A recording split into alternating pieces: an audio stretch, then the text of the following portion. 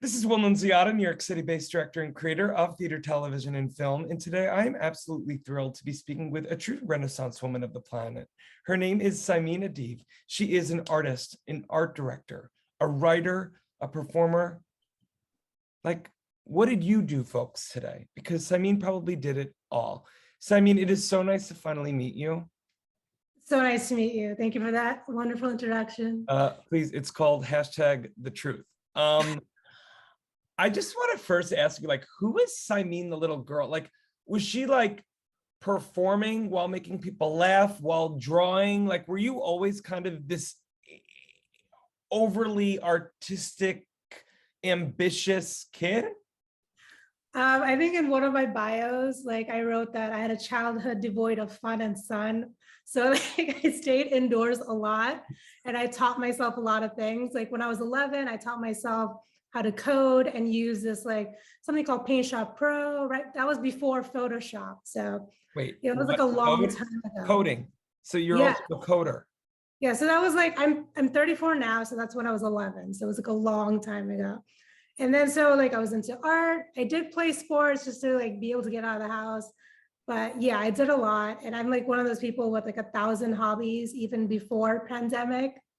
Like if you can see behind, like I started piano, you can see one of my old paintings from college.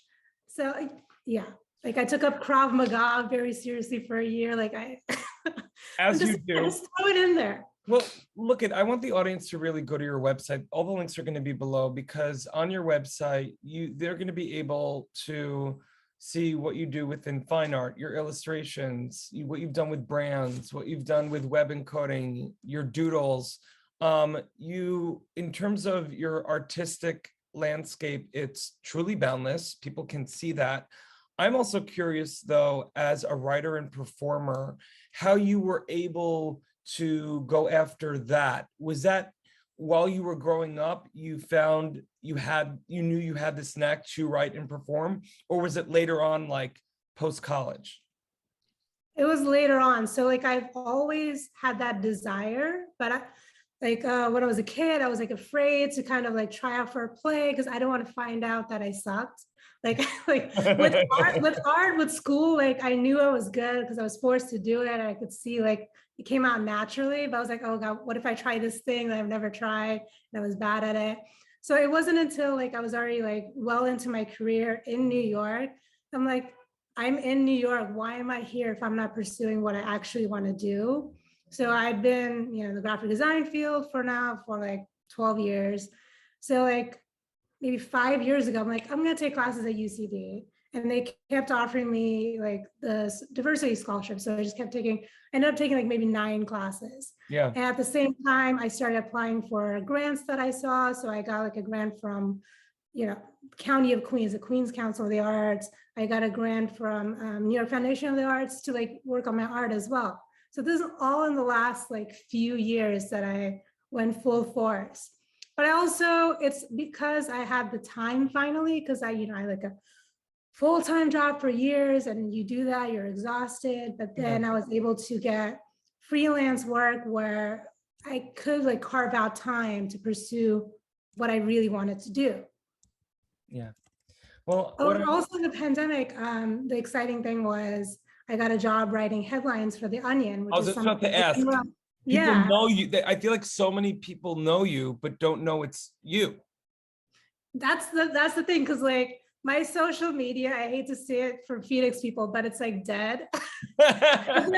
I'll see one of my jokes on like the Onion app get like a bazillion likes. I'm like, and are you like, that's me? Yeah, I know, and you can't even say anything. So it's like, okay, how do I get that attention to my work? So that would be nice. Well, I mean, I'm excited that you're joining this app because, over the past year, I've been so grateful to interview over 2,000 artists all over the world, all different disciplines, whether, they're Grammy-winning musicians, Tony Award-winning performers, directors, calligraphers in Japan and Singapore, graphic designers, multi-hyphenates like yourself.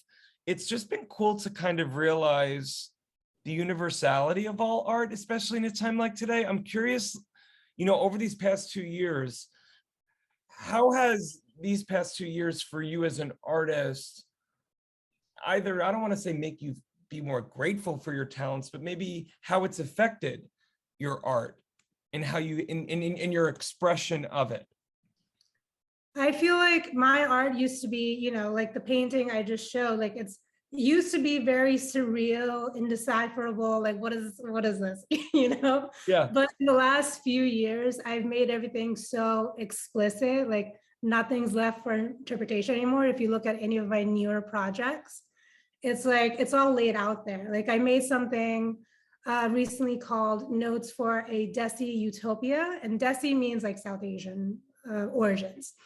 So like there's these little videos, animated like ceramic sculptures that I made. I also got into ceramics. As one does, you know, like some people like, you know, take up crochet. You're like, I'm gonna just do ceramics and like knock it out of the park. I started taking these ceramic classes like in winter of last year, and I'm like, I got an idea for this thing because like I have a lot of like mixed emotions about my own community and the things I face from the older generation, newer generation. So I made these like little videos with the ceramics, and then I have all these notes, like little written notes to explain what they mean, and like just like bold and outright. And the whole concept of it, the Notes for a Desi Utopia, is I'm going to solve every problem within the South Asian community in no time flat.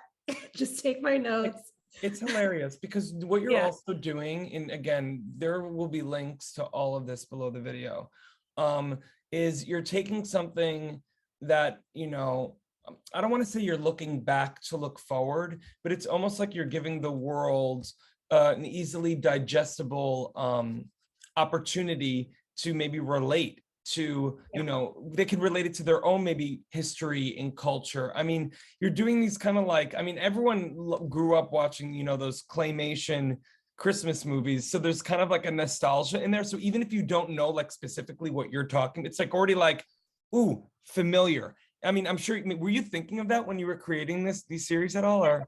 Yeah, I wanted to do ceramics, and I wanted to do it in kind of a cute way to like draw people in. And there's like really bold motion graphics on top of it as well, just to like in this kind of era of Instagram and TikTok where like you really have to like draw people in with like bold colors and things like that. I want to kind of lull them into a sense of fun and security while getting into some, you know, like real criticism. And also like it's for like South Asian community, but it applies, like I'm also queer, like I'm also a lot of things. And you know, like if you're part of any kind of minority community, there's problems within those communities. And it's like, there's like kind of like eating each other kind of feeling, like, you know what I mean? Like with the queer community, there's like, you know, there's like racism in the queer community. There's like biphobia. There's like all kinds of things. I know that even like even within the minority communities of this world, people are still going at it when like we need to all be supporting one another now more than ever. But again, I mean, just what you've done with, I mean, you're really funny. People, okay, I'm literally below this video, in addition to all of your portfolio, your website, your socials, I'm going to do an individual link so that people can see these 9 parts of Notes for a Desi Utopia. It is so effing funny. It is so relatable. It's in kind of like this traditional packaging, but it's in this kind of like relatable. Wait, did she just say that? I mean, it's hilarious. Final question for you is, what are you most looking forward to as, you know, the world starts to open up? You know, is it for you live performance? Is it for you getting to connect more with people live and in person? I don't know. What is it for you?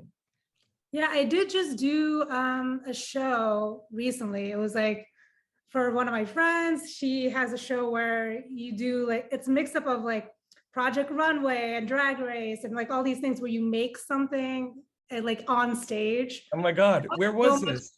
This is under St. Mark's.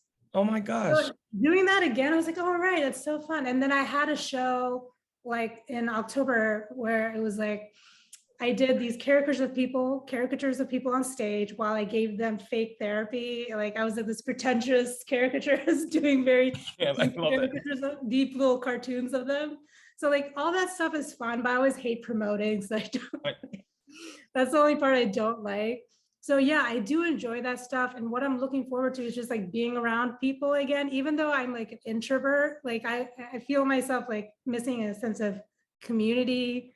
And obviously, like I plan on doing a lot of traveling. I've possibly gone into a program where I might be moving abroad soon. So Oh, it's hello. a lot happening. You have an exclusive and watch your parents watch this and it's like, you're doing what? Oh, I don't even speak to my parents, so we wouldn't even You know what? That's going to be a whole other huge surprise Phoenix, for them. a new Phoenix 360, another Phoenix 360 interview. But listen, Strange families, yes. so I mean, it is so nice to meet you. You're a freaking rock star. I'm excited you're coming on board this incredible platform where I know people are not only going to be entertained, but dare I say also inspired by all that you do and you know, just kind of like releasing your light. And I think people need to smile and laugh now, but also I think people are hungry for, dare I say, reclaiming their roots. And you do it in such a fun, digestible, relatable way. But I'm sure you've been told that before. No, I appreciate all of these compliments so much. And that's the thing is like, it was crazy that I never combined my art and the Yeah, humor. So going forward, all about that. Like art doesn't have to be pretentious. It can be fun and funny and enjoyable. Like, absolutely. I yeah. love it. Well, listen, Simine, so nice to meet you and thank you again for your time today.